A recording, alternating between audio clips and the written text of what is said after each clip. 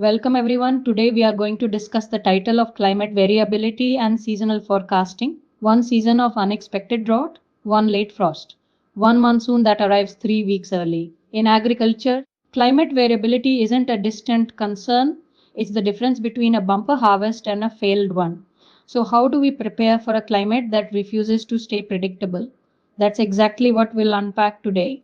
Next, what is climate variability?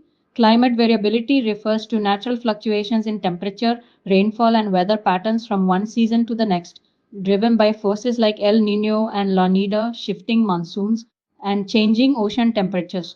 Unlike long term climate change, these swings can happen within a single growing season, often catching farmers and planners off guard. Then we will see why it matters.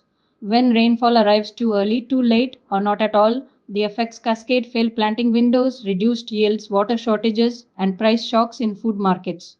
Livestock suffer heat stress, irrigation systems run dry or overflow, and the shockwaves reach far beyond the farm to insurers, governments, and entire supply chains.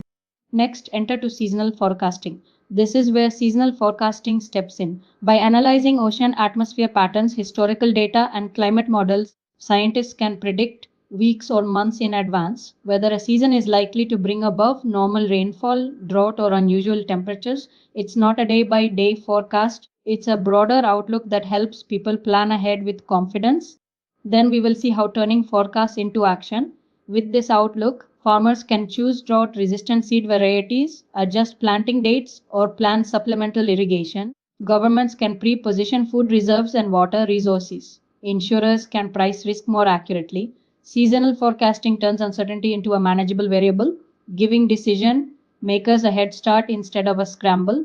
In conclusion, climate variability will always be part of farming and food security. But with seasonal forecasting, we're no longer just reacting to the weather. We're preparing for it, turning uncertainty into a strategy and risk into readiness. Thanks for watching.